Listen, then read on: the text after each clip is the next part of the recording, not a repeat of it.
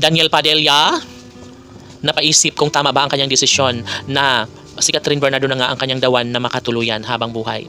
Siyempre, hindi naman sa nagbabago ang mga desisyon ni Daniel Padilla. No? Siyempre, lahat naman umano, lahat ng panahon ay nagbabago, ngunit iisa lamang ang pinapatunayan ni Daniel na sadyang kahit ano pa ang mangyayari ay talagang si Daniel ang kanyang pipiliin, ay si Daniel at Catherine lamang ang para sa isa't isa. Sabi nga ni Daniel Padilla na pipiliin niya pa rin si Catherine Bernardo, no? Kailanman, kahit ano pa ang mga negatibong issue ang ibinabato sa kanilang pagmamahalan.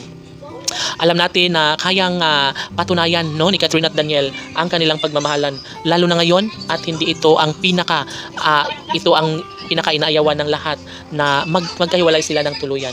Siyempre, isa sa pinaka-the best na pangyayari, sabi nga ni Ma'am Carla, na hindi ito nararapat na mawasak na lang ng walang dahilan. Siyempre, isa sa pinaka-beat na beat ni Ma'am Carla Estrada ay ang magiging makulay ang relasyon ni Catherine at Daniel, no?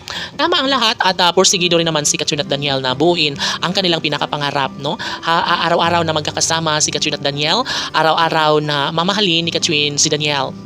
Kaya ganoon na lang ang kilig na nararamdaman ng taong bayan ngayon. Siguro nga kahit maraming bagyo ang haharapin sa relasyon ni Catherine at Daniel, ay alam natin na kaya nila itong pagtagumpayan, at mangyayari din sa tamang pagkakataon na talagang sila pa rin ang magkakatuluyan sa habang buhay, no? At takot na takot mismo si Daniel Padilla ay minado na sadyang natatakot siya na baka magwagi ang kabiguan sa kanilang relasyon. Ngunit nariyan si Catherine Bernardo na nagpapatunay at laging sinasabi sa kanyang nobyo na si Daniel na hindi kaya niyang tumbasan, hindi niya hahayaan na mawala sa kanyang buhay ang babaeng tunay na sa kanya minamahal, no? Of course, halata sa mga mata ni DJ ang kasiyahan ngayon, no? Dahil nga naman lagi niyang nakakapiling ang kanyang babaeng pinakaminamahal na si Catherine Bernardo. Siguro nga ay ito na talaga ang pinaka magandang pangyayari lalo na ngayon, at hindi hahayaan sa taong bayan na magiging malubha ang issue na kailang pinagdadaanan ngayon.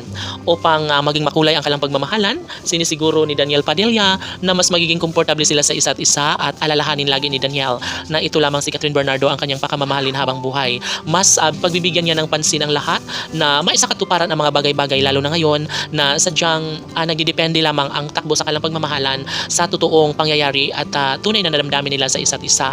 Maaaring napakahirap maisakatuparan ng mga pangarap ni Daniel at Catherine, ngunit naniniwala ang taong bayan na darating din ang punto, no? Tama pagkakataon na magkaroon nga ng magandang kahihinat na ng lahat na magiging makabuluhan din ng isang relasyon, lalong-lalo na at si Daniel ay porsigido at interesado ng magkaroon nga ng kulay ang kanilang pagmamahalan, no? Magiging buo rin ang pangarap ni Catherine at Daniel na magkaroon ng sariling pamilya pagdating ng panahon. Laban!